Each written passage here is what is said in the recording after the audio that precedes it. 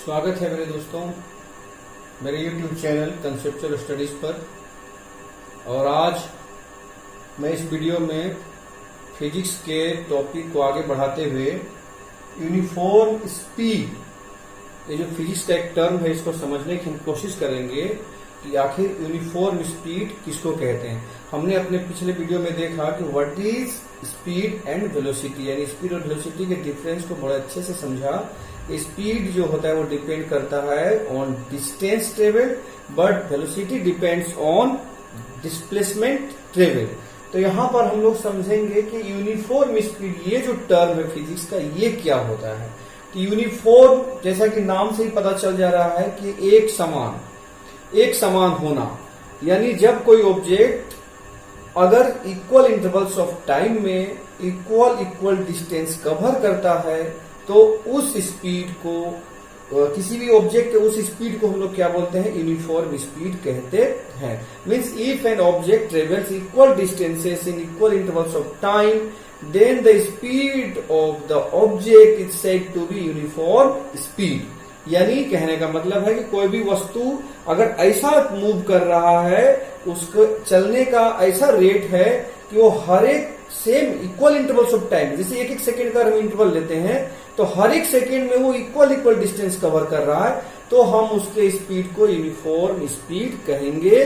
भले ये time interval छोटा हो या बड़ा हो, यानी एक घंटे का डिफरेंस हो या एक सेकेंड का डिफरेंस हो, टाइमिंग का जो इंटरवल हो, टाइम इंटरवल वो छोटा रहे चाहे बड़ा रहे, अगर वो हर एक टाइम इंटरवल पे इक्वल डिस्टेंस कवर करता है तो हम उसको यूनिफॉर्म स्पीड कहेंगे। जैसे कि मैंने यहाँ पर लिखा है what is uniform speed. Uniform speed, if an object travels equal distances in equal intervals of time, then the speed of the object is called uniform speed. Clearly मतलब यही है कि यदि कोई object equal intervals of time में equal distance cover करता है तो उसके स्पीड को हम लोग यूनिफॉर्म स्पीड कहते हैं। इस चीज को हम लोग यहां समझने के लिए एग्जांपल लिया है कि मान लेते हैं कि एक स्ट्रेट रोड है और इस स्ट्रेट रोड में जैसे 10 मीटर के डिस्टेंस पे हमने कुछ पॉइंट शो किए हैं कि एक पॉइंट है 10 मीटर के डिस्टेंस पे, फिर ये 20 मीटर के डिस्टेंस पे, and all the distances are measured from this point. यहां हमने एक ट्री जैसा एक पिक्चर बनाया है कि ये सपोज क्या चीज है, रेफरेंस पॉइंट है।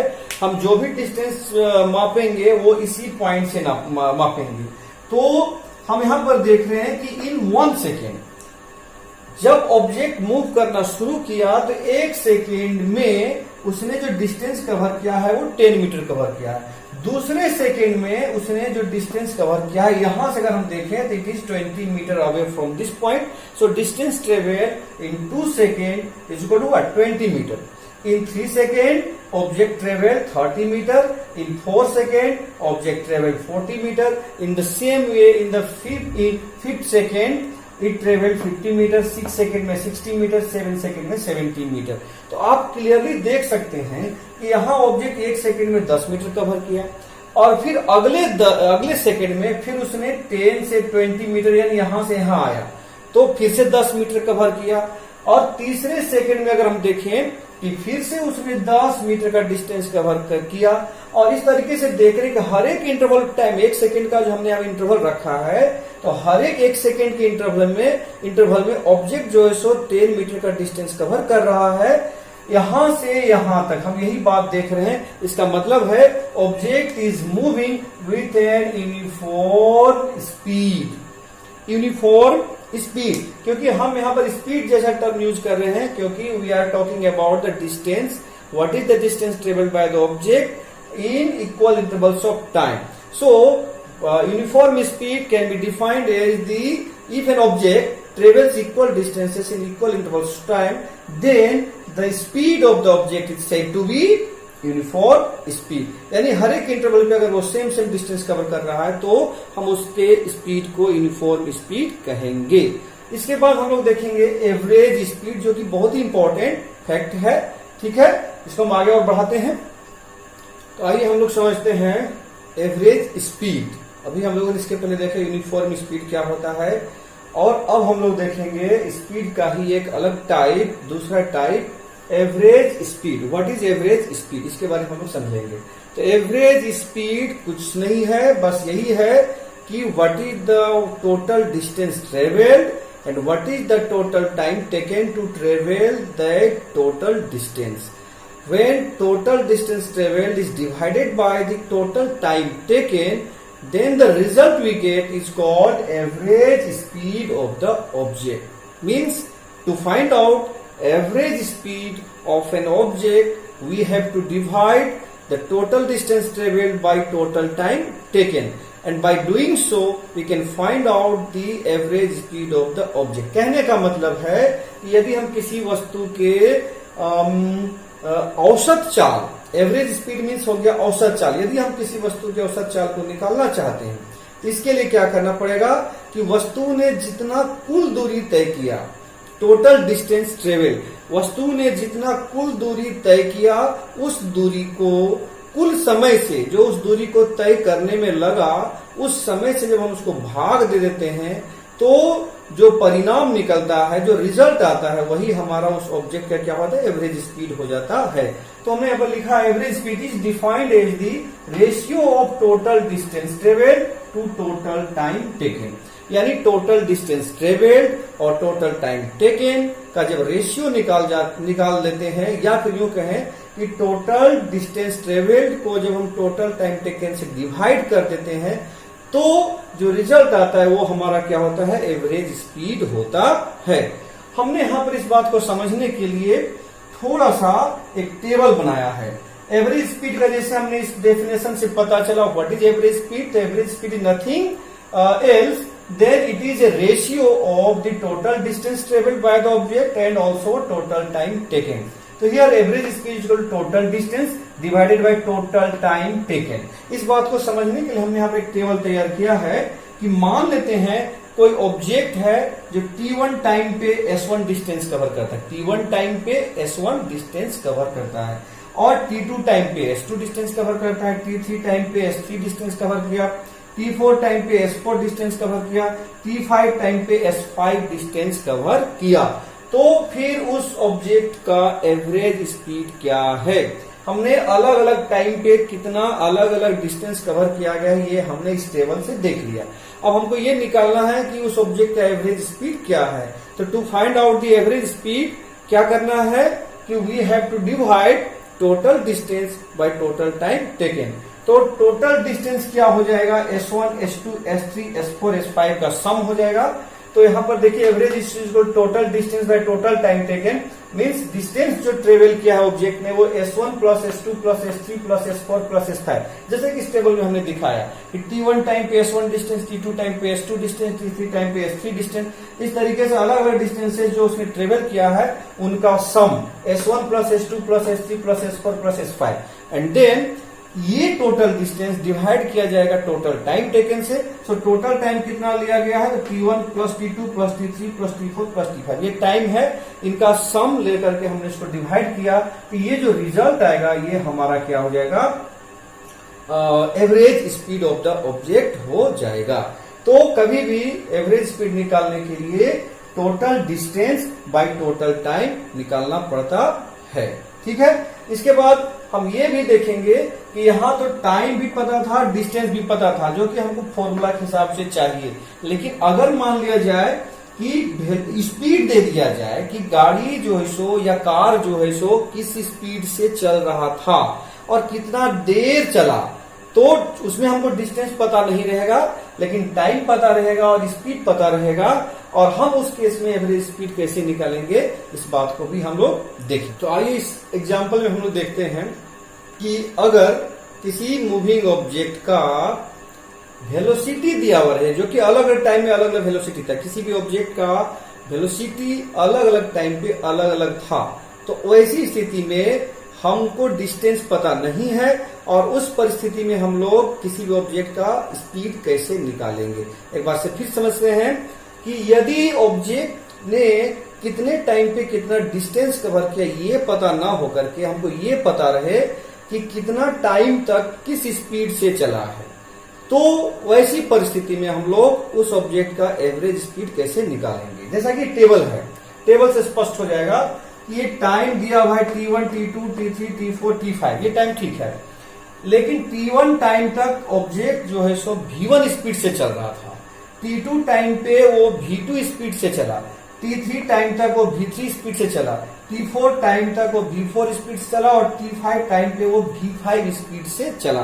यानी अलग अलग टाइमिंग पे क्या क्या उसका वेलोसिटी था, सॉरी स्पीड था, वो हमको दिया गया है, लेकिन हम लोग को निकालना है एवरेज स्पीड। तो चूंकि हमको एवरेज स्पीड निकालने के लिए डिस्टेंस ही चाहिए, जबकि यहां पर इन दोनों टेबल में देख रहे हैं वो डिस्टेंस पता नहीं है, लेकिन हम लोग जानते हैं कि स्पीड अगर दिया हुआ रहे और टाइम भी दिया हुआ रहे तो डिस्टेंस निकालने का फॉर्मूला क्या होता है, distance is equal to speed into time. We know that distance is equal to, ये फॉर्मूला होता है distance is equal to speed into time. ठीक है, तो ये जो फॉर्मूला हम लोगों का है वो कहां से पता चला, स्पीड के डेफिनेशन से, जो हमने लास्ट क्लास में लास्ट वीडियो में देखा था कि what is speed, it is the distance travelled पर यूनिट टाइम। उसी डेफिनेशन से हमको ये फॉर्मूला मिला है कि डिस्टेंस इज इक्वल टू क्या होता है, स्पीड इनटू टाइम होता है। तो हमको टाइम भी पता है, स्पीड भी पता है, तो दोनों को मल्टीप्लाई कर देंगे तो हमारा डिस्टेंस निकल जाएगा। ये डिस्टेंस हमारा निकल रहा है, ये हमारा t1 टाइम पे अगर v1 स्पीड से ऑब्जेक्ट मूव किया तो डिस्टेंस कवर्ड जो हो जाएगा s1 इज इक्वल टू ये हो गया, s2 इज इक्वल टू ये हो गया, s3 इज इक्वल टू ये हो गया, s4 इज इक्वल टू ये हो गया, s5 इज इक्वल टू ये हो गया। यानी अलग अलग टाइमिंग पे अलग अलग स्पीड से चलने के बाद क्या डिस्टेंस ट्रेवल्ड हुआ, तो to find out the distance travelled by the object in that particular time we have to multiply the speed with the time.